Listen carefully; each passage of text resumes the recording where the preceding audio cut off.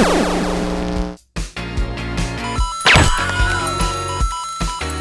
you only knew the power of the dark side. 2, 1, 0.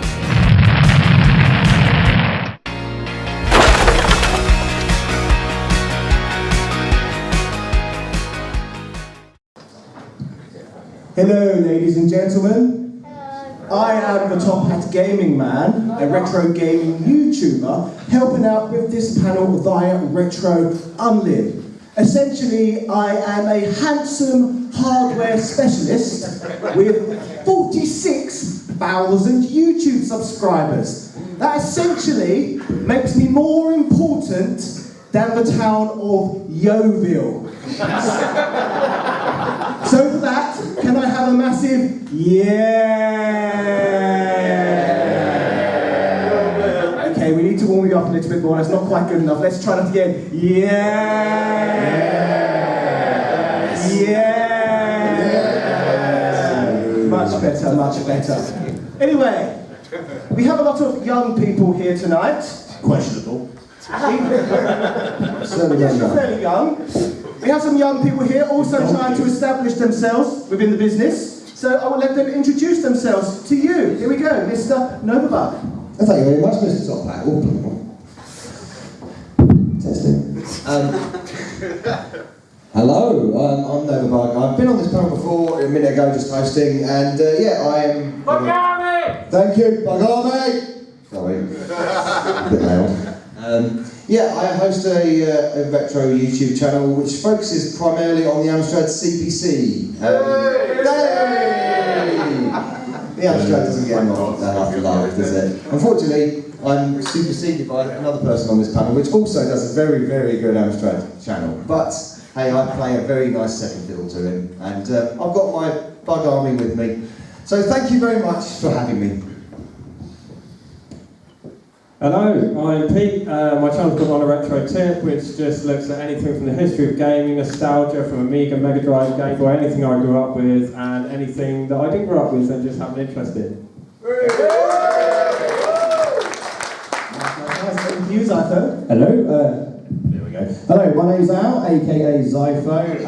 I'm known as that Amstrad guy on YouTube. I do lots of long play review videos of Amstrad games. I do look at other systems, and you can find me on Twitch, and also I'm a freelance journalist for Retro Gamer magazine.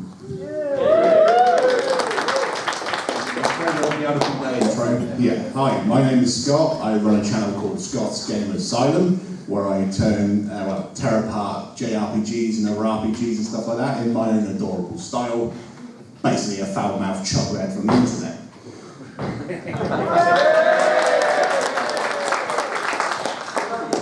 Okay, if everybody's got their bingo cards ready, we're going to play your first line. It's £2 a line and £5 for your full house. Oh, sorry, no.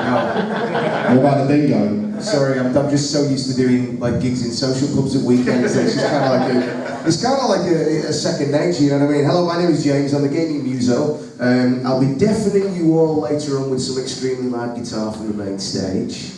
Thank you very much, thank you. I also have an album out, so I've got copies of that if anybody wants to. Sorry, I've got a shameless plug, haven't I? Stop shrilling. Yeah, I can't get totally used to it. Yeah, so if you haven't gathered, I do covers of classic video game music with rock guitar on my channel, and yeah, that's kind of what I do, really. Yeah. So,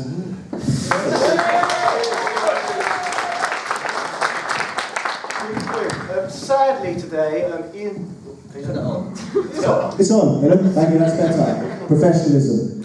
Iain Lee, unfortunately, has not been able to make it due to unforeseen circumstances. However, we can still make today rather special. In fact, we've got a lot of big personalities here tonight. Is that a fat joke? I'm a very inclusive man, so absolutely not. Hang on. How do you know I'm big? What? Who have you been speaking to? I'm not assuming anything. Oh, okay, right. Anyway, we can make this... What's happened? Have I been cancelled? Hello? Okay, as I was trying to say... Hello? I believe we can make this panel even bigger.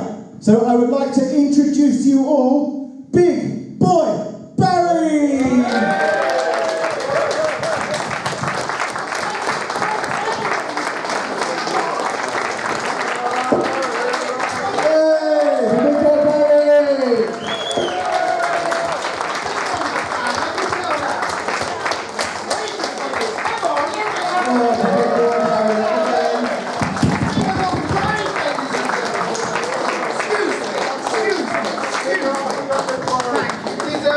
Did somebody call for a host, ladies and gentlemen? Iain who? Iain who? Whenever there is a celebrity who can cancel, ladies and gentlemen, the Tubby Tatty Time Tally, the round sound lovable man, the gaming guru, the portly prince of primetime perfection, the red hot TikTok non-stop one-stop shop roller coaster ride, that is Big Boy Barry, has arrived at Play Expo. Let me hear a round of applause again, please. This poor kid in the Pokemon top, he's got no idea who I am, but he's smiling anyway, that's good. I say, Barry. Yes! Before we actually go any further, I would actually like to point something out, seeing as you just entered the venue. Yeah! Over 20 years ago, you were on a program called Games World. I was! You beat at a certain game a young boy called Mean Machine Dean. Mean Machine? Mean Machine Dean is sat over there. Oh. You've got that injunction against you. You're not supposed to be within 20 feet. You know, they all stalk me. And old rivalries, they die hard, ladies and gentlemen. They all say it was rigged, they all say it was fixed. But Big Boy, you've had time to practice. But Big Boy, the controller wasn't working. Rubbish. I beat you good, son, and I'll do it again, damn it. Fight, Please, definitely not fight, just leave the face. Okay. Are we having a good time at Play Expo, ladies and gentlemen? Yeah. It's a good old show. I love Blackpool. I absolutely love Blackpool. I'm walking around in the reception area trying to find the room, and I realise I'm underdressed, ladies and gentlemen. Look at that drab English guy. Okay, shall I sit down? That's probably a good idea. Should we sit down? Let's sit down. Okay, I've just kind of hijacked the panel here, and you guys are the stars. So I think I'm here to moderate, ladies and gentlemen. So where do we go from here? We all introduced ourselves? Yes. All right. So, ladies and gentlemen, it is a panel. It is a community panel on retro. So you know, you're never going to have a better opportunity than this to ask the gaming gods anything you want about retro. So let's throw it open to the audience and let's take our first question. Come on, somebody's going to have to kick it off. You, sir, in a Pokemon... I swear to God, he's not a plum. He's not a plum. You, sir. How did you get started? How did you get started? Let's go down the line. Shall I get going? Right. Well, essentially, what I started by seeing another English YouTuber called Steve Benway. And I watched the video that he did. He's here today. I've seen him walking around. I know he is, yeah. Is he in the audience? In the audience? Steve? Steve. Oh, that's convenient. Steve. It's convenient that he's not in the audience, but the kid that beat me 20 years ago. How does that work? Just fake Barry. So, yeah, he made a video about the much obscure and lost forgotten console, the Amstrad GX4000. Yeah, rumblings. So I thought, well, I want to correct that. I want to correct some of the things he said and say a few other things. So I thought, I bought my brother's camera. I didn't know what I was doing. I didn't know the settings that were on it. The lighting was all wrong. But I knew what I was talking about when it came to the GX4000. So I did that. I posted it on YouTube. And then all of a sudden, a few people said to me, oh, that was actually pretty good and pretty entertaining. You had a comedy bit with Alan Sugar in it and all that kind of stuff. And they invited me to Retrounlim, essentially. And I said, well, this is really easy to do, isn't it? This is you capture videos and talk on it, and these are things that I know about. And if I could just inject my knowledge and maybe a little bit of comedy, hopefully, into it, I'll go. And I just went from there. I literally went from there, and now I know so many good guys, so many good ladies and gentlemen, and everybody else in the community. It's fantastic, and I became impressed by it. And it's something that I hold very, very dear now. And I think everyone should try it if you get in a position where you're like, I can't do that. I can't put myself in front of the camera. I can't do this. No, you can. You can do it. If you've got a passion to do it, the passion will come across, and I'd recommend you do it. So that's how I got into it, and hopefully it progresses from here. A little round of applause for that. That was inspiring. Let's go down very quickly. Get some other viewpoints. This is interesting. I like it. So kind of similar to Chris, that I came to these expos for a while, and I was quite big into collecting, and I started watching YouTubers and found out that on YouTube there's this huge community in the UK of small channels dedicated to retro games. Many of them are in the audience here and on this panel. And I just wanted in on it really, so I kind of just had a little camera and I just sat in front of it, and I was super nervous the first few times. Didn't really know what I was doing, but as you do, you kind of find your feet and you find what fits for you, and just loved doing it, and just made so many great friends, and coming to all these meetups and everything, and that's kind of what I wanted to do, meet people who had the same interests. And I've got friends who are into games, but once you start talking more than 5 minutes, you can kind of see them nodding off. And it's nice to be able to come to places like this and talk to people who get, what you're on about, and they kind of understand that nostalgia and the passion for the old games. So it's kind of done what I wanted it to do, and like a million miles more, really. So that's kind of how I got into it, I guess.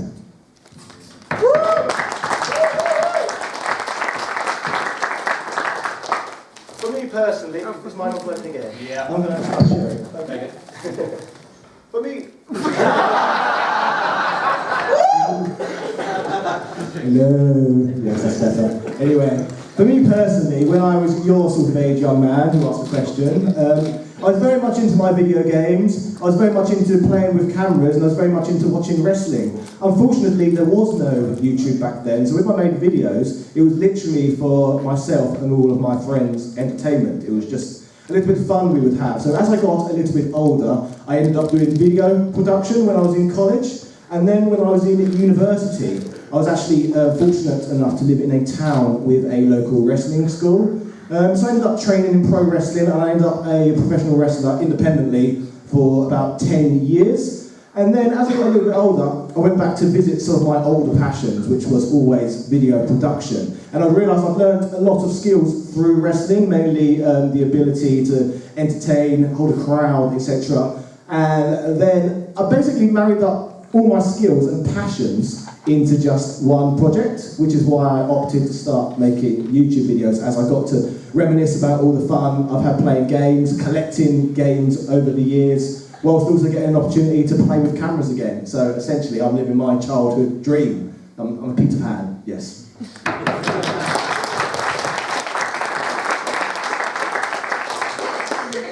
To answer your question, there's many reasons why I started on YouTube. You've got to have a real passion for your subject. You've got to love it, and you want to show it off. And I always thought, I covered a lot of Amstrad stuff. I always thought the Amstrad never got enough love and not enough respect. So I wanted to change that. I wanted to make YouTube videos of games all the way through from start to beginning, start to end.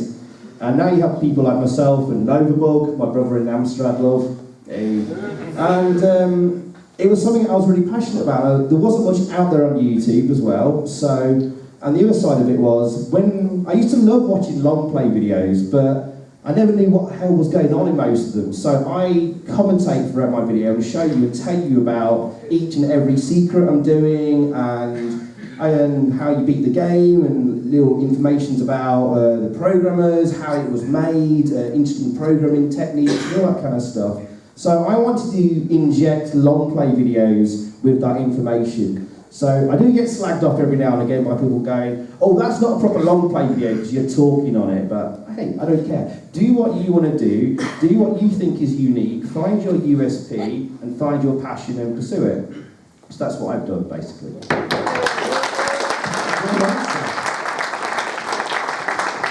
Wow, luckily, well, origin story, if you will, is not as uplifting. I started making videos because I got bored one day and I was watching a lot of Zero Punctuation, Spoonie and Total Biscuit. So I thought, I could probably do a little bit informative and just lace it with adult jokes.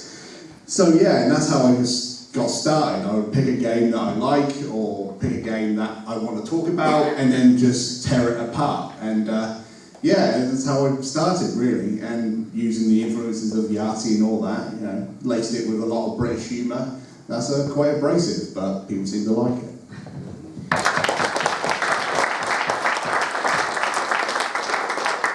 Well, I was only ever really good at three things, and I wanted to try and find a way to kind of marry them all together, because I was very into IT, computing and gaming. I was also very into my acting, so I went to study drama. I was also into music, so I was studying music along the same time as that.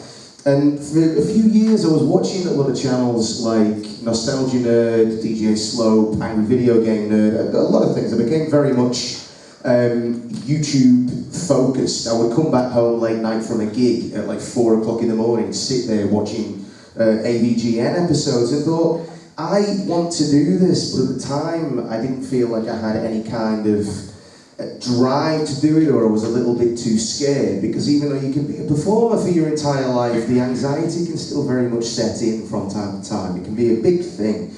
And eventually, I was hugely into gaming, and when I met my girlfriend had an extensive video game and console collection, so I went, great, I can finally start a YouTube channel now. You know, so I started to do some reviews and try and edit, try and do a few things that were a bit funny, put a bit of comedy into these things. But recently, I'd say it's only been about 6 or 7 months, people went, well, you're a musician, why don't you do something music focused on your channel as well? So I thought, well, what could I possibly do? Because I didn't think that it was something that people would be interested in. I had been used to performing in pubs and clubs for 22 years where people don't really pay much attention to what you're doing. You know, it's a very, very strange thing. When you get into music, you want to entertain people, you want people to enjoy what you do. But when you're performing in pubs on a Friday, Saturday night, people are there to have a drink, they're there to have a chat. They're not really there to listen to live music these days, or at least they're not in the kind of places that I play, you know what I mean? So I decided to try and do some covers of video game music, because I'd always been into my music production. So I've tried to kind of teach myself along the way to do these things, and that kind of then started to spiral into doing the album and stuff like that, which is kind of crazy considering that this time last year, just a little bit longer than a year ago, I didn't even have a channel. So I would just like to say that it is an absolute honour to actually be sat here in front of all of you wonderful people today, actually talking about this, because it's, yeah, it's something that I've wanted to do for a long, long time, and there are a lot of people who are here today who probably deserve to be on this panel a lot more than me, but thank you very much for inviting me on it, and thank you for being here and listening to my story. Thank you. You know, panel, I got to say that for me, just my opinion, and you feel free to disagree, but I think a key factor in all of this is technology and how technology democratizes gaming. It's such an awesome time to be a gamer. And everybody here has been gaming throughout the 80s or 90s. Well, not you, you're too young, of course, but most people have been gaming for decades, you know, and we went from this you know, awesome time in the Spectrum days and the Commodore days and the Amstrad days where games were being put together by 1 or 2 men guys in a bedroom, and you had some real originality, and that kind of faded away as you got into SNES and Mega Drive and the big consoles, because the barrier of entry was so high. But now with digital distribution, you've got this amazing wealth of talent when it comes to gaming, this amazing broad variety of gaming, and it's the same for you guys. You know, anybody can do it. Anybody with a camera can stream and become a superstar, and you guys have just done such a phenomenal job, an absolutely amazing job. But really, out there, anybody, you guys can do it. The only difference between these guys and perhaps yourself sitting in the audience is that, well, they just have the courage to do it, and look at the amazing results, and give them a round of applause because they're all awesome. Thank you. Thank you. That's my view on it. Okay, does that answer your question, young man? Yeah. Yes! A lot of answers. Well done. Okay. What's next? Who we got next? Come on. I see the guy at the back there. You, sir. Yes. There we go. Making the mic man run. Run, I say! I wonder if the panel could clear up one of the great questions that's plagued us through the ages, which is, which was best, the ZX Spectrum or the Commodore 64?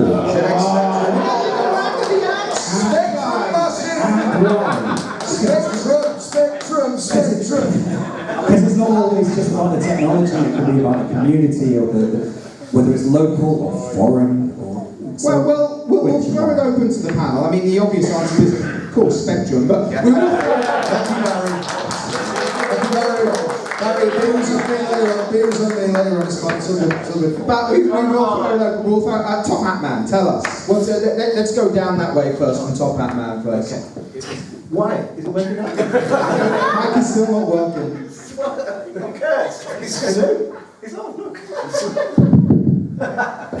Hello?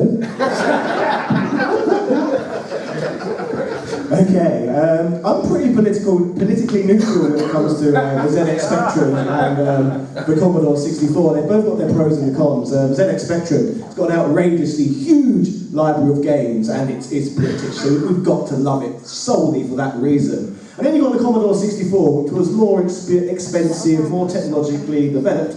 But for me personally, like these boys, I've always been an Amstrad man. So.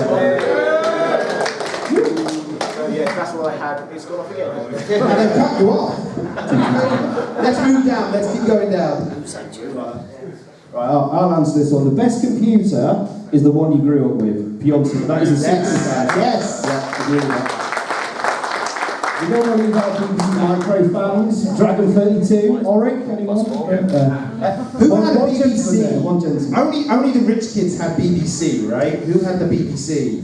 We had one in our school. Yeah. Yeah, I used to hug mine for warmth in the winter.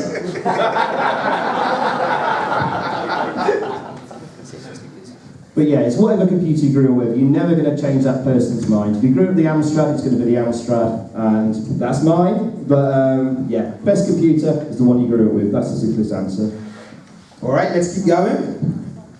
We're moving down. I have no horse in this race because I was born just after the micros were phasing out. So if I was going to pick a computer, it'd be the Sony PlayStation. I'm not certain that counts, ladies and gentlemen. The Xbox fans, be careful, honestly. It's a console, isn't it? It's not a computer. All right, let's strike that one. Let's strike that one from the record. We're moving on. I of course grew up with the original 16K ZX Spectrum with the rubber keys, so I of course will always hold that console will always hold a special place in my heart because it was the first experience of video gaming or any kind of computer that I ever had. And it's still something now, like when we got a Spectrum recently, I was like, oh, it's so good. I'll happily sit there and put a tape in, and I'll happily wait there for 10 minutes just to wait for something to load up to play for 5 minutes. You know, I never owned a Commodore computer. I do own an Amstrad CPC now. Yeah. And we also have an Amstrad GX4000. To never ever be plugged in. Alright, you know? So it's, yeah, but I grew up with the Spectrum, so like I said, but it is what you grew up with. If you were used to that, then yeah, that's the thing you kind of love. So yeah. Another good answer. I'm going to be less diplomatic than Xyphoe, my Amstrad brethren, but it's correct what James says there. I would obviously say the Amstrad because I grew up with the Amstrad. I have the Amstrad since I was 1985, but I learned a lot about the Spectrum, I learned a lot about the Commodore as well. So I will answer your question, sir, as an Amstrad fan. Get to the point. If I was to pick between the Commodore and the Spectrum, I would pick the Spectrum. Yes!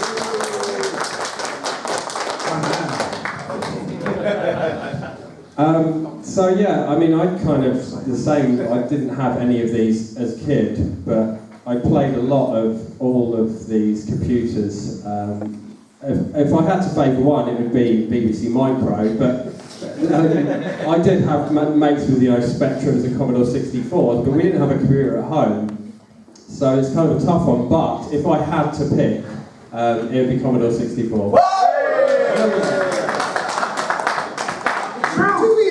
Do we think there were too many, like back in the day? It's interesting to me that, Sega was kind of pushed out of the console race because, there was just too many systems to develop for. A lot of the publishers said, hey, we can't be pushing out in 3 formats, something here's got to give. But it seems that back then, in the 80s, you had the BBC, the C64, the Amstrad, the Spectrum, then you had like the Spectrum Plus 2 and the Spectrum Plus 3 as well.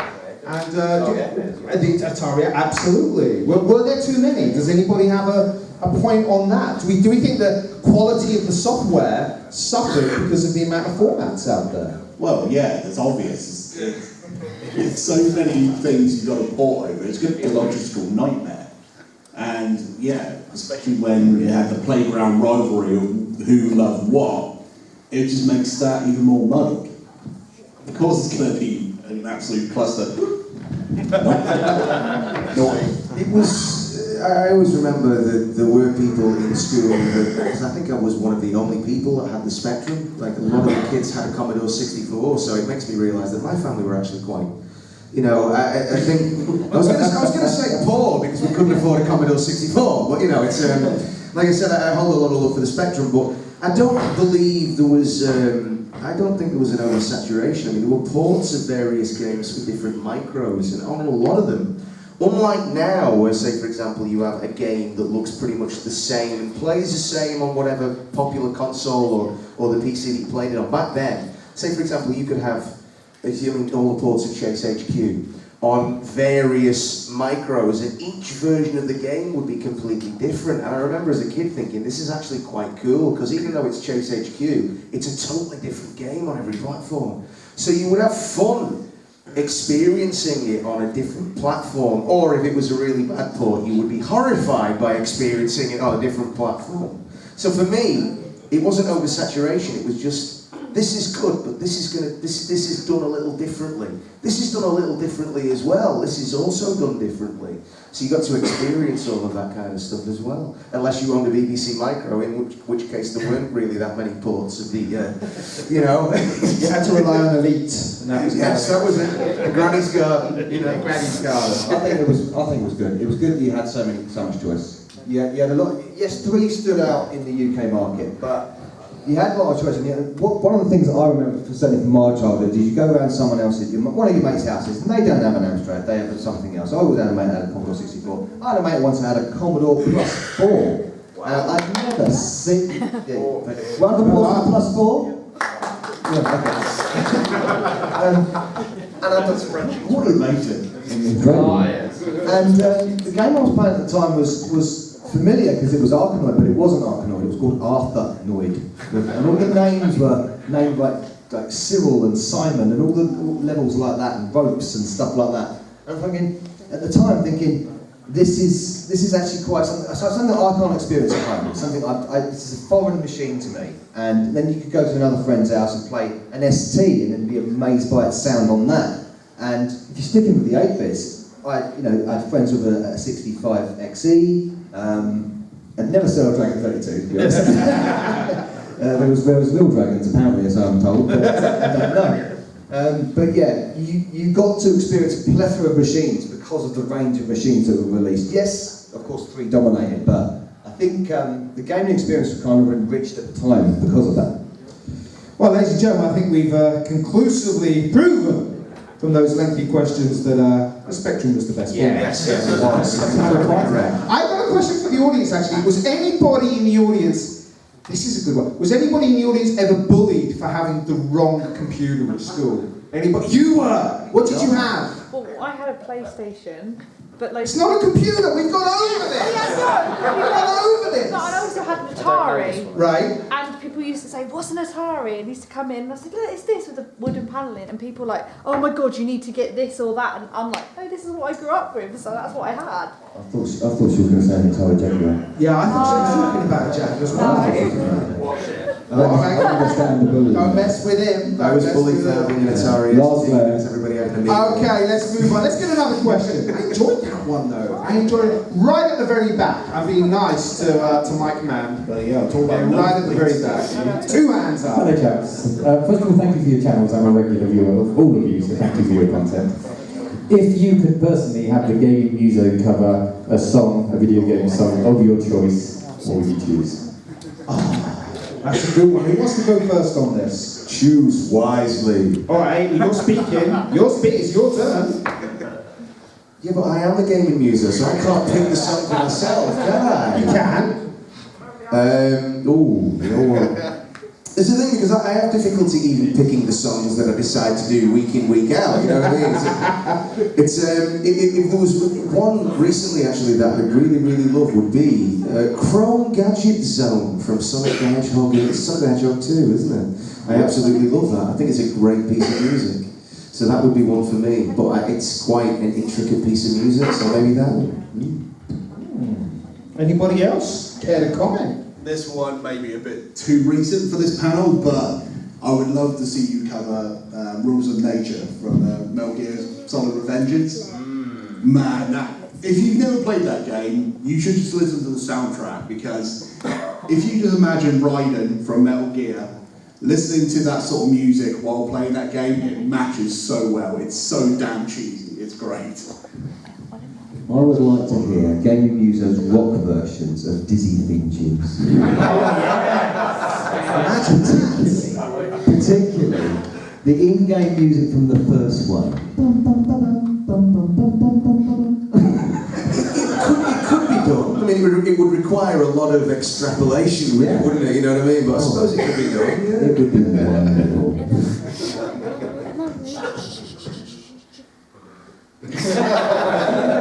That mic does not love you, Top Hat Man. Let's try this one. It's an abstract mic. Have you ever thought about expanding to do gaming themed music rather than just games music? I have been considering approaching indie developers or maybe people who are looking for somebody to compose game music for their games. Yeah, that would be something that would be pretty cool. Or even you could do like YouTube themes. Like how about if you did a cover of Bikini Babes by Dave Perry? Oh my god. Oh, there you go. Oh, there you go. Brilliant games, animal. I'm going to say this on record. I would sooner pickle my own testicles than eat them. Whoa!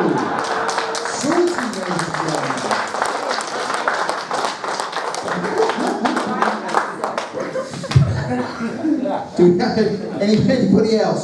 Do we have any requests from the audience in terms of game music? Game music, just shout out.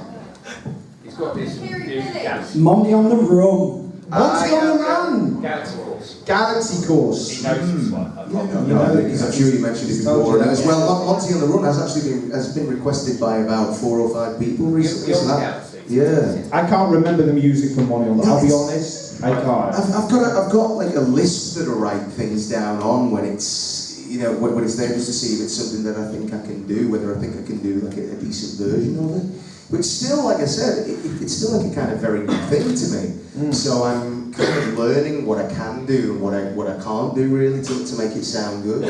So yeah. How do you pick your next piece? How do you? It's sometimes I'll go from my memory, like it's like remember those games that I used to play as a kid and go, did the music in that? Did I enjoy the music in that? Did I think it would? You know, with Outrun. It's because I really loved Outrun 2006 and I loved the soundtrack, but I wanted to do a little bit of a heavier version of Splash Wave. With DuckTales was a game that I played to death on the Nintendo as a kid, and I always loved the Moon theme. I thought it was great, so I thought that would do really well as a rock tune, so I decided to do that.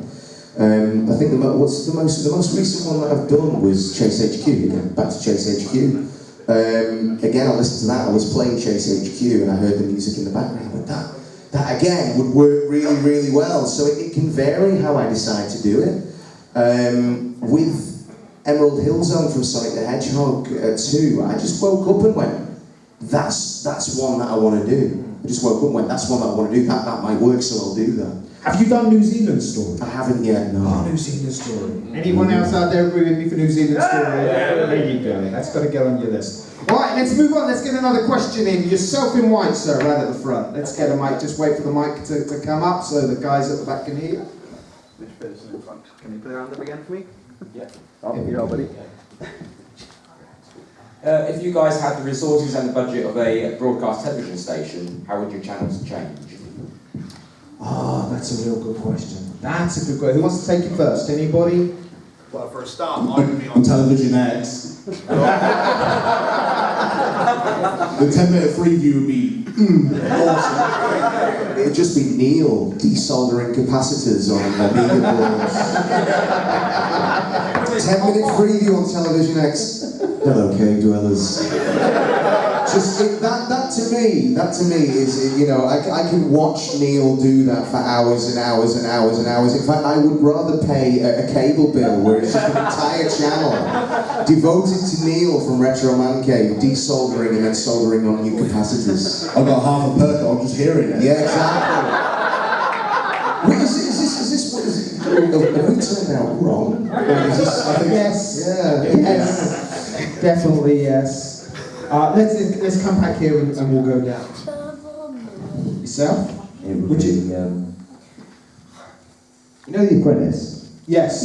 Oh God. He's going somewhere. It would have to be set up in like a boardroom or something like that, and we did have to employ lots of people to judge Amstrad games. And whether the code should have been fired or not, especially the ones that ported from the Spectrum. I'm sure Channel 5 has a start. I'm sure we do. I'm afraid the viewership would probably be lower. We have to go on digital or something. So you do an apprentice version of Spectrum stroke Amstrad ports. Yeah. I'm not sure it would work, but it's a germ of an idea. It would look nice, at least. A bit like the Amstrad. It looks nice, sometimes doesn't perform. We've all been there.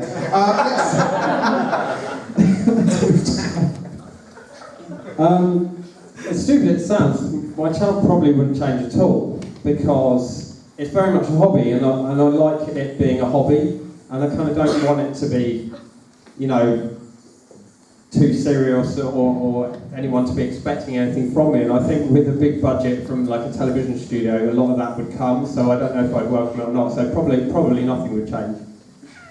That's a good answer. That's a good answer.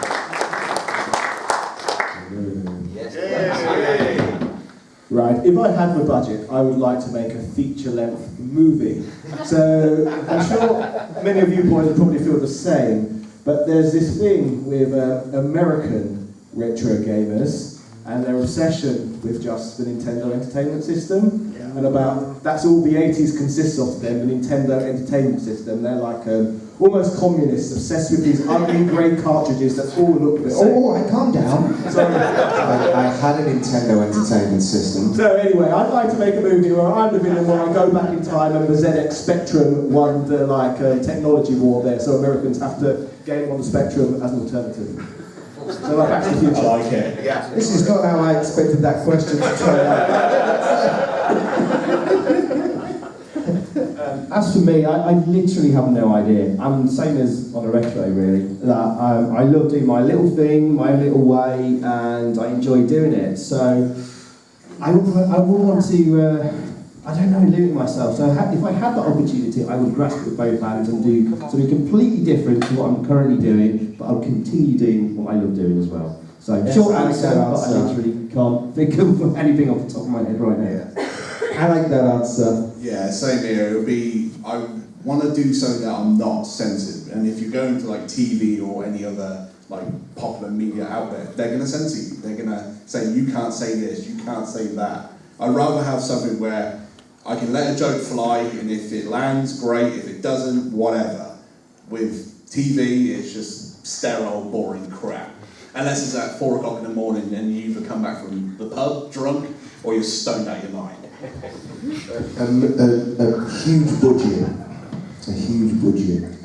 You know those guitars that are like 10 guitars? And And more explosions and stuff in the videos. Yes! And Like Mad Max. I don't know, yeah. I make everything look like Mad Max, yeah. And lens flare and more cowbell, yeah. Strippers and marry Star Wars with Star Trek and Stargate, and the whole thing would be like just some sort of crap. I'm getting way too excited about it. I'm fairly sure someone's put something in those bubble drinks. But you know what? I don't know. I'm going to go out on a limb here, and I could be dead wrong. I often am, but I'm going to go out on a limb and say that I think the reason that you guys are successful has got nothing at all to do with the production values, and it goes back to what I was saying about technology democratizing entertainment, and it's about you guys, and it's about your thoughts and your opinions and your hard work and your insight into whatever it is you're covering, and I don't think a budget is going to change that at all. Do you agree, ladies and gentlemen? Yeah. Keep doing what they're doing. That's my thoughts. All right, let's get another question in. We're going to go to you, sir, right there, about halfway back. Keep your hand up. You've got one finger up. There you go. Keep going. That's it. There we go. Hello. If there was one video game series you could get a sequel for, just that could be released tomorrow, what game series would you get a sequel for? Action 52. Action 52. I was going to say cassette 50. You're going to say what? Cassette 50. Cassette 100. For me, you know what it is? I tell you, I'm living for the day. I will die happy when they announce Power Stone 3, ladies and gentlemen. Yes! Die happy with. I'm only getting a couple of laps from Power Stone, but still my favourite multiplayer couch game of all time. But any other thoughts as we go down? I've got one. God Hand 2. God Hand 2, Loved yes! the first God Hand, and it sucks it never got a sequel because it had some really cool elements that could have been tweaked, but it wasn't to be. But at least Clover Studios carried on with Platinum, so it's all good. This is an easy one for me. It is the true Monkey Island 3. The Monkey Island 3A. Oh, yes! I know Ron Gilbert wants to do it, and just hopefully one day Disney will let him use the franchise again and we get a proper third Monkey Island game, because that would just be a dream come true for me. Is that why it hasn't happened? Why hasn't it happened yet? Yeah, I mean, guess you just would have thought it would have been a no-brainer to bring it. Well, they're just doing nothing with it. It's not even that they won't let him do a third game. There's so many of like the LucasArts games franchises that since Disney bought it are just dormant, and it's such a shame because they were some of my favourite games growing up on the Amiga, and I know a lot of people love the old LucasArts games, and like the X-Wing series, for example. I would love to see that come back with like modern technology, and they seem to be just sitting on all these games, and who knows what they're doing with them, unfortunately. Fingers crossed. What about you, Top Hat? I quite. You know what? You couldn't make it up. I love it. I quite fancy a Hotel Mario 2.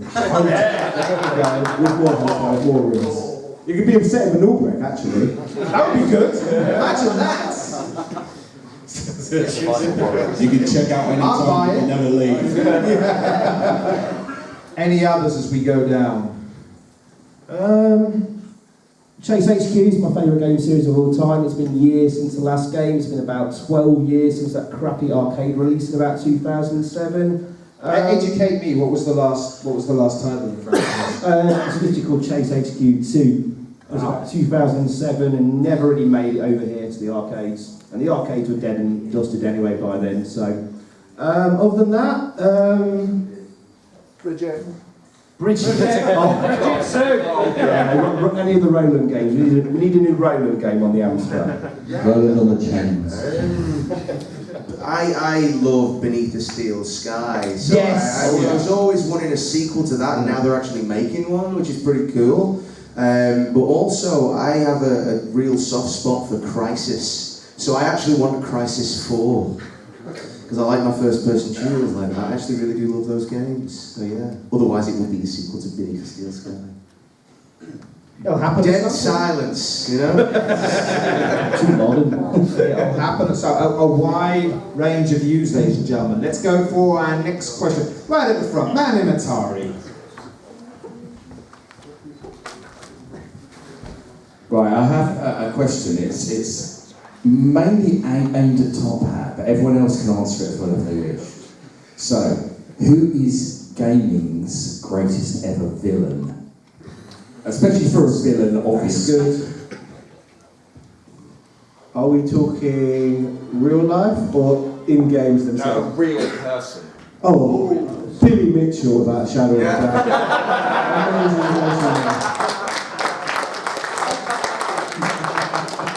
Such beautiful hair as well. You've got. You can't hate sauce is good, you know. Gaming's greatest villain. Real life, greatest villain. Real person. Real person. In the industry, you know. Anybody got any Well, if I want thoughts? to drop a real bomb, it would be Randy Pitchford. Cover your ears. Fuck Randy Pitchford. Oh, salty, ladies and gentlemen. All right, let's keep the language clean as we move on. Has anybody? Do you know what? That is an interesting question. Who was the guy that kept? Who's the guy that kept trying to get Grand Theft Auto banned back in the day? It was like that American lawyer. Yes, Jack Thompson. Yes. All right, he gets my vote. Kind of like GTA. Anybody else? Gaming's greatest villain. Who do you think is gaming's greatest villain? Gabe Newell. Sorry? Gabe Newell.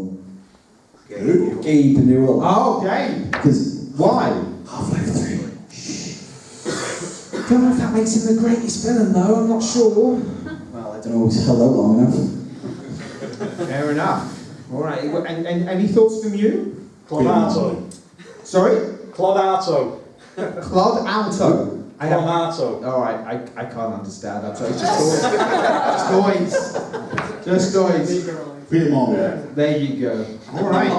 One for us all to ponder, ladies and gentlemen. Gaming's greatest villain. Ken Kutaragi. Sorry? Ken Kutaragi. Ken Kutaragi. Ken Kutaragi. Why? Because I think... Why? when He's the father of PlayStation, When no? PlayStation came in, it changed the gaming landscape. I don't think it necessarily changed it for the good. Controversial opinion? Controversial. I would have to respectfully disagree with you there, sir, but I'm welcome to respect his It looks like Lair just became gaming's the greatest villain. That's true. That's the man that wished PlayStation never existed. That's an opinion that Top Hat himself would be proud of. What glorious feat. All right, I like it. Let's go for another one. You were very enthusiastic, sitting next to the lady with the red hair. So this is a question for the live streamers, particularly Xyphoe and Novabug. You built up a subscriber base based on your sort of edited videos, but in the last couple of years, your live streams have become really big and there's a great community around them. I was just interested in how the live streaming has changed YouTube for you. What a great question, I like that. I'm getting top at it, I see. Yeah, I mean, the live streams was like a happy accident, really. I mean, the one that I do and the one that's the most popular is the one where I basically sit in front of a CPC 464 and load games from tape, scratch in real time. And people seem to think that's massively entertaining, which originally I did that on like Facebook streaming, and it was just a gag. It was like, no one's going to watch this. This is just, I've got some tapes to test, I'll just stick the camera on. Lo and behold, I've got people watching, and okay, I'll do that again next week. Same thing happened. Okay, we'll move into YouTube. All of a sudden, the bug army rises from the ashes, and I've got this following on for streaming every Saturday, and it also then became symbiotic with Xyphoe streams, that he would sort of like do the Friday thing, I do the Saturday thing, and we've got the same community. We share our viewers, don't we? We share the viewer set. So it's amazing how disappointed they get when we don't stream, isn't it? I've had a few hate mails. No, I haven't, not really, but yeah. So and we also don't like to clash either. When we clash with each other, it's like, who do we watch? Let's have two streams at the same time. Some people have actually done that, and I'm thinking that's amazing. They're watching a man who's 42 in a loft, putting 31-year-old cassettes in a 30-year-old machine and waiting for them to load. Oh, the innuendo. I know. Often they don't. Still, there's an audience for it, obviously. There amazingly is, and I thank everyone who's watched Amstrad live game testing, because it has changed the channel, and it's given me a lot more drive to keep going with the channel. And well, the games I pick up now are just more material for the channel, so they have a worth again. So that's good. People can get to rediscover. So, Mike, the question. What was the question? How's it changed my channel, or just YouTube generally, or?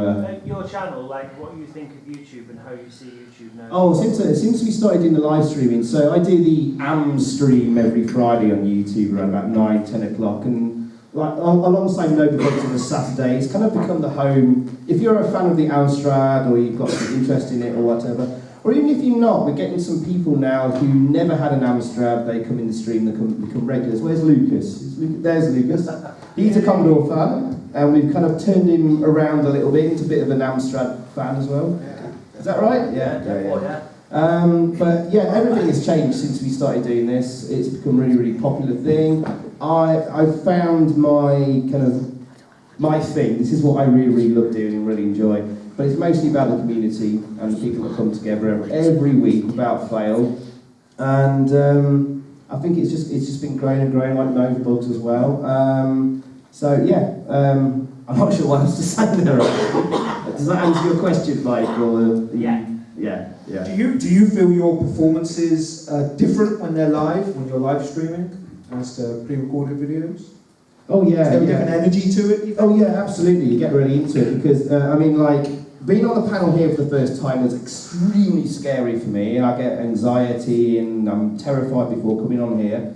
And it was just the same thing before live streaming, and just the same when I first started doing YouTube. It's a scary, scary thing. You've got to put yourself out there. I think a few of us have touched on it today about sort of anxiety and how scary it is, and you just got to go for it and do it, like being on this panel for the first time today.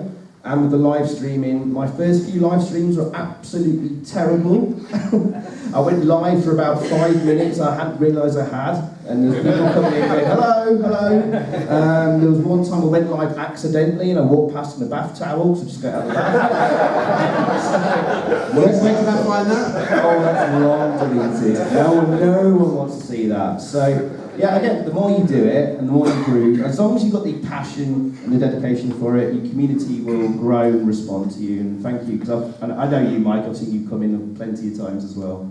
So there we go, stick at it, and if this is something that you're good at, you'll know it once you've given it a good go. And I think live streaming has come quite naturally, eventually. You just got to stick at it. So the big boy's got a bit of a follow-up actually, and I'm just going to throw this out to the entire panel. But you speaking about putting yourself out there, and it's a very brave thing to do. So if you suffer from anxiety or from nerves, to actually get out there and put yourself forward. And, you know, it's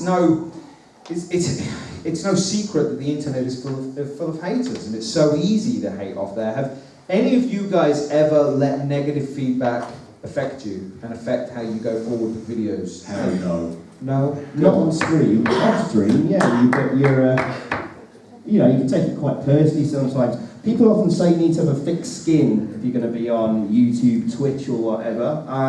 Generally, I'd say I probably don't have a thick skin, but on stream, you've just got to kind of ignore it and move on with it. So yeah, it does affect you sometimes, but again, it's the old saying of sticks and stones, that they are just strangers on the internet. If you get the odd troll on your videos and on your stream, the best thing to do is just don't give them the oxygen and give them any feedback. If they don't get the feedback, they'll go away. And it's just the same with being bullied at school or whatever. As long as you don't respond to them and just ignore them, they'll go away. So yeah, you need to try and turn it around into a positive thing. What would you say, Chris? The best thing to do is ignore them, because at the end of the day they crave recognition. That's why they do what they do. They crave recognition. They want you to respond. They want you to react. You just ignore them. They're not worth your time. They're really not worth your time. But generally, there are people with mental health issues. Yeah. They are upset, depressed, whatever, and they feel like this is their outlet for it, dumping other people. Again, it's not worth the time to respond on the platform at the time. But generally, do you ever have anyone come in and you actually get into a conversation with them and try and turn it around and see what their problem is? And Occasionally. Yeah. But most of the people that give me my abuse are my own audience. Which is fine. And there's also a big difference between trolling and constructive criticism, and that's when you need to filter out which ones are just being idiots and one of the people that actually want to give you feedback. Or you have, I've been adopting this sort of strategy in the last few months. If you get a really stupid, dumb comment, pin it. Because instead of you going at them, everyone else goes at them, and it's glorious. That's good, using the community.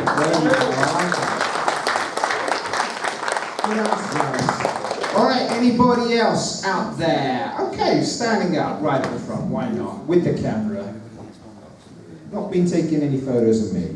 No, not at all. Just a quick question for Xyphoe. I believe today's a bit special.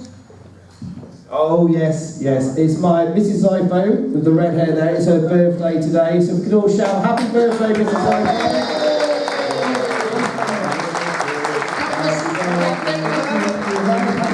After three, 1, 2, 3. Happy birthday to you. Happy birthday to you. Xyphoe, yeah? Happy birthday, Mrs. Xyphoe. Okay. Happy birthday to you.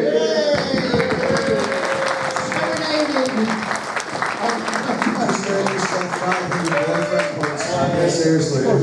Not quite a question, more a statement of fact, but we'll allow it to pass. Happy birthday, everyone. Who's next? Who's next? Standing up back there. There we go. With the baby. Have we woken the baby? Multiple times. Multiple times. Good. My work here is done, ladies and gentlemen. I'm going to sit down again. Are there any games that you absolutely love and think are the best thing ever, which are generally considered to be really bad games? Action 52. I love that. That's a great question. That works for like movies and music as well. Who wants to go first? There you go. Let's get in and start going down. Funnily enough, Richard's just done or Top Hat, sorry, has just done a video on the Street Fighter EX series, and I love Street Fighter EX Plus Alpha on the PlayStation, which seems to be just so hated, mainly because it's 3D, but it's really a 2D fighter which just has 3D graphics, but I played that game to death. Was that the one with the skeleton guy? Yeah, Skullomania, who's like, you know, a businessman who wears a skeleton suit in his spare time and fights, obviously. But I think, you know, that's an example of the great characters. There's such random characters, and I love that game. And my mates and I in our teams used to play that game so much we just literally get blisters on our thumbs. And I love it. I still play it, and everyone just seems to absolutely hate it. But I think it's an awesome game. All right, that's good. Top Hat. For me, I semi-answered this question earlier when I said I wanted a Hotel Mario 2. I wasn't Hotel Mario? Yeah, I wasn't joking when I said that. It's genuinely quite a decent game. I personally think, apart from being a Mario game, so it's got a really high standard to live up to, if you don't think of it as a Mario game, it's quite playable, especially if you use the right controller, because a lot of Philips CDIs came with like a spoon, so you played games on a spoon. Whereas if you actually get a proper controller and play Hotel Mario, it is a fun game. Okay. It's like Donkey Kong on steroids. If you haven't played Hotel Mario, let's go dig out a copy. Let's keep going down. Quite an obscure one. Psycho Pigs UXB. Anyone heard of that one? Yeah. That got absolutely slagged off in the magazines of the day, and I absolutely adore it. My one is kind of a sticking point with people. The first Witcher game is awful, but it's got one of the best worlds I've ever seen in an RPG, but the gameplay is not good. But probably the easiest one to pick out would be Pit Fight on the Mega Drive. That game is hot trash. It's hot trash, but I love it. I don't know why it's just so like 90s. It's redolent of that era. And that's what I love about it. All right, that's fair. Plumbers don't wear ties on the panel. Actual masterpiece and should be treated as such, and anybody who thinks anything different is wrong. No, honestly, seriously, I actually do from time to time enjoy firing up Rise of the Robots. Oh, come on, that's worse than Pip. No, I know it is. I know it's terrible, but you know, there are things like there are terrible games for some reason that you can't stop playing. Like there's terrible movies, but you can watch them again and again. They're so awful, but you can watch them again and again and again and think they're absolutely brilliant. You know, I don't know whether it's just. But yeah, no, Rise of the Robots isn't the worst fighting game ever. I mean, that would probably be Clay Fighter. No, that's awful. Oh, that's an awful game. But that had the theme tune at the beginning that was so impressive. For Balls is also awful. Yes, Balls. Yeah. No, I think with Rise of the Robots, it depends on which version you play as well, because again, they play a little bit differently on each system. I think the worst one's probably the Mega Drive port. Game Gear. Oh no, yeah, the Game Gear. Game Gear Good point, yes. Yeah. I mean, but actually, the concept of Rise of the Robots doesn't suck. I mean, No, it's a cool idea. It's a cool idea, but it just sucks. It's not what it is. panel, does anybody have any? What about yourself? I was going to say, the Amstrad version of Kung Fu Master is... You love it? People don't like that, and I actually really love it. I think it's actually quite a good conversion considering what the Amstrad's trying to do with it. It's especially better than the Spectrum version. Sorry, Barry. It's not hard. It's not hard, that's true. It's okay, I'll find a way to forgive you. That's right. There you go. Answer your question. All right. Any others? Let's go for man in the second row. There you go, yourself, sir. Go on, Aidan, chop. Shut you. For those of you who don't speak Dutch, what I was trying to say before was Clanato. Clanato? Yeah, basically, for stealing the Amiga. Okay. People. But anyway, my question is, there's been a lot of remakes of old retro games. I'm just wondering what your favourite modern day remake is. That's easy for me. That would be Ghosts and Goblins remake on the GX1000 for the Amstrad. It's unbelievable. Absolutely unbelievable. But, saying that, Pinball Dreams on the Amstrad. Oh yes. It's more of a demake than a remake, but it's just as incredible as the Amiga version. I'm sorry, Amiga fans, it is. Right. Salty comments for Amiga fans. Let's keep going. Let's keep going down. I suppose this counts as a remake, but Vector Pilot on Vectrex, which is basically a Vectrex port of Time Pilot, and it is unbelievable. I mean, great arcade game, but the fact that the game is pretty much identical on Vectrex hardware, it's amazing. Yeah, it's fantastic. Because I It's played there ridiculous. as well. Yeah, it's really. And I just love the game. It's great to have the game at home without having a huge arcade cab taking up the space, obviously. And it's pretty accurate, and it's really good fun. The sounds and like the way the game works and everything is just like the arcade. It's unbelievable. Quite a typical answer, but I'd say I like Mario All-Stars. You've got all the original Mario games on one cartridge, and they're all improved. What more can you ask for in terms of a remake? Yeah, good choice. It's not a remake of a specific game, but Horizon Chase Turbo, because it's retro-inspired, modern racer, whatever. I absolutely love it. You've got Barry Leach doing the soundtrack. Yeah, is that his name? Yeah. So if you remember all the Lotus games from back in the day, a bit of lick of paint, I love Horizon Chase Turbo on PC. It's on the Switch now as well, isn't it? Yeah, it's just come out. When it comes to remakes, I'm not really that into them because it's just the same thing again. But the one I played this year that really stuck out to me is Resident Evil 2. I love the original, but the second one, of the remake that is just phenomenal. Alright, Mr. X can be a pain in the ass and he really needs to chill out sometimes. But yeah, Resident Evil 2 probably my favourite at the moment. I also don't really play that many remakes, but I am really excited for the remake of Final Fantasy VII. Yep. So I think that one will be, I think that'll be the one really, because I love that game. So yeah. There are right ways of doing it and wrong ways, and I was going to pick you up on that when you said that remakes are just the same old thing. And I've just finished Resident Evil 2, which would have been my answer as well. And that's really added to it, I feel. Without taking away anything, it's actually using the technology rightly to give you a different spin on an old classic. I like it when they do that. So there you go. Good one, guys. Okay, let's move on to the next question. Right at the front, sir. Nice and easy. Careful now. On the subject of remakes, which game would you like to have remade? That hasn't been done yet. Action 52. How did we know you were going to say that? All right, let's keep going down this way. I would love to see the Immortal remade. Fully Mega Drive, the Amiga and all that, because it was a game that was way ahead of its time. It's hard as hell, but like the post-Dark Souls world, everyone would just be all over that, because that type of gameplay where it's very masochistic, very tough, but very, very rewarding. The only one I can think of is I loved Call of Cthulhu Dark Corners of the Earth. Oh yeah. Remember it was on the PC and Xbox.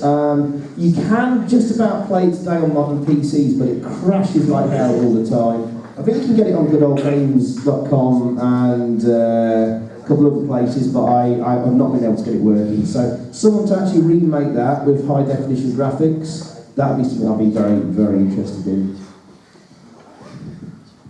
Personally, I'd like to see them remake Panzer Dragoon Saga, which originally appeared on the Sega Saturn. In many ways, you could put it on par in quality with that of Final Fantasy VII, and since they're doing a remake of Final Fantasy VII, why not do Saga? Aren't they doing the new Panzer Dragoon? They are, but the first Panzer Dragoon game, which is obviously a rail shooter, isn't it? I'd like them to do a big JRPG. So maybe it will lead to... Who knows? We have Shenmue. Who knows? Indeed. I kind of touched on this earlier, but the X-Wing series from LucasArts, so like X-Wing, TIE Fighter and X-Wing versus TIE Fighter mainly, that kind of trilogy, if they release that trilogy just with HD graphics, they basically don't have to do anything to it because it was so advanced at the time, the controls and the mechanics are just there. All they need to do is just give it a lick of paint, basically. If they release that, I'd be all over that, definitely. Nice. There's always like some remakes already that have been released, like Res, for instance, Res HD, which was released as Res Infinity into virtual VR. And I think there's a lot of games that from the past that would lend themselves very easily to VR. And one of my favourites from the past on the PC, which was Seventh Guest. And I think Seventh Guest would would take a lot actually into VR experience, to the way you manipulate the puzzles and all the jump scares and kind of stuff. It'd be a great experience to do it. That would be amazing. Yeah. Tetris has got a new lease of life at the moment as well. So, there's definitely room for it, I think. What about mine would be Stun Race FX. Remember Stun Race FX, anybody? Come on, it was so unloved back in the day, that SFX chip. Gotta love those 4 frames per second, polygons. Oh, it was amazing. It was amazing back in the day. It would take 10 minutes just to turn your car around. It's the only game you could rate the frame rate by postage. You can count the 6 frames. I think that is a question. That's an excellent question. Could go on and on, but let's move on to another question. We've still got some more people that want to ask some questions. Let's go right back to the back again then. Man in the black shirt. There you go. Oh, he's happy. He's happy you got picked to ask a question, ladies and gents. Have you guys ever encountered a conflict between something you want to talk about that isn't very popular and then choosing a subject that would be more popular for your channel? Action 52. I'm sensing a theme. I'm sensing a theme. To be honest, all the damn time. Because there's some games I really want to talk about. I've got all these ideas. I look on the rankings, so like tags and all that, and it's just a wasteland. I'm like, oh man. And it's like, okay, can I bank that game for later when I'm like higher up on the chain subscribers? Or do I just play something that's easy and people love? And it kind of sucks sometimes because there's a game I want to talk about and I can't really because 20 people are going to watch it. Well, same here. I mean, if I wanted to be popular, I wouldn't just cover the Amstrad all the time. It's a very, very niche audience I have at the moment. But I do talk about other systems, I do cover them every now and again, and I do make longer documentary videos every now and again too. But predominantly, I'm an Amstrad guy, and I will look at other systems. But if I want to be popular, I wouldn't just cover the Amstrad. So I'm kind of stuck where I am at the moment, but I'm very happy with where I am. Yeah, in contrast to Xyphoe, I'm YouTubing for a living at the moment, so I have to be really selective in what I generally cover. And sometimes I intend to make a series of videos which I'm looking forward to making. It was a few months ago I made a video on the first Panzer Dragoon game, and it didn't get a great deal of views, so I quickly had to change direction and find something else that works instead. So at the moment, the two themes that are working for me is I cover a lot of foul hardware, so consoles which aren't particularly covered. The other theme that's doing well for me at the moment, and another subject I really enjoy talking about, is Street Fighter. So I'm doing 2 videos a week at the moment, one on foul hardware, one on Street Fighter, and every now and again I will test the water with something else I'm passionate about. If it bombs, I'll move on. If it takes off, then I can carry on from there. I kind of, in contrast to that, I kind of have the luxury that I don't really care if people watch it, in a way, as horrible as that sounds. But it's kind of what I want to do. If I've got an interest in something and I enjoy doing the video, yeah, I'll do another one. And I'm not really that concerned with, you know, how many people watch it, because far more people watch my videos than I ever imagined anyway. So it's kind of a, you know, it's a weird thing. If once I got over 100 subscribers, I thought, wow, I never thought I'd get here. So yeah, I mean, I don't mind. It's just whether I'm interested in it, basically, or whether I'm not interested in it. So yeah, the views really don't come into the equation for me, I guess. I don't generally chase the views. If I have an idea for a game, I'll play it, I'll review it, and I'll film it, and I just wing it like that generally. The only thing I kind of do sometimes is I kind of try to diversify when it comes to things like what's flavour of the month. So, for instance, it's Wimbledon's on. I'll start digging out a load of really obscure, horrible tennis games from the ZX Spectrum or something like that, and do like a mixture of that. And it's kind of like in theme with the season: football games, football World Cup, things like that. And it kind of sort of like works well to sort of capture that. It happened with a tennis game, believe it or not, one of the worst tennis games I've ever reviewed, which is on the PS2 called Professional Tennis Simulator, which is by Midas. That's my favourite game, Dad. No, it's not. Oh, you really let me in? You're the one viewing it. Yeah, so that's. I'll make whatever I fancy to make at the time. If it happens to be a good hitter, then great. If not, then let's move on to the next video. It's not something that I really generally think about, but I know that my channel is generally enjoyed by what I do.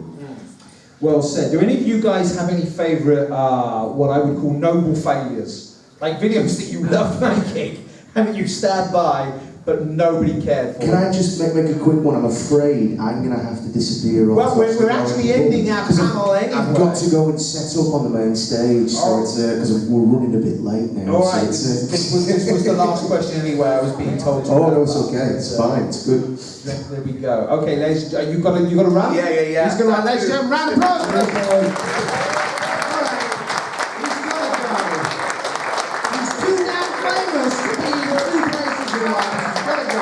Yeah, go on, run off. Run, I say.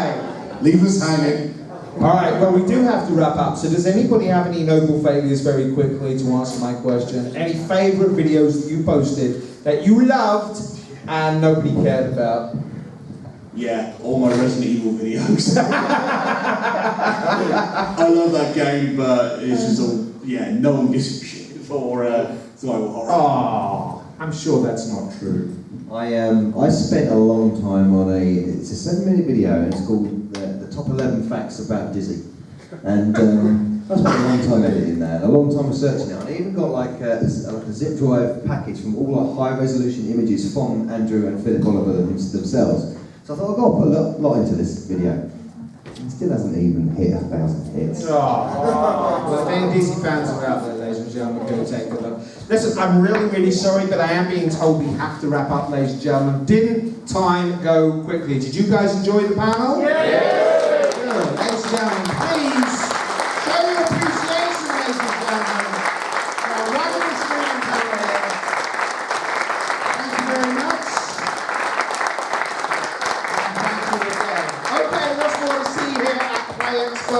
have a great day, and thanks once again for visiting. Thank you. Thank you.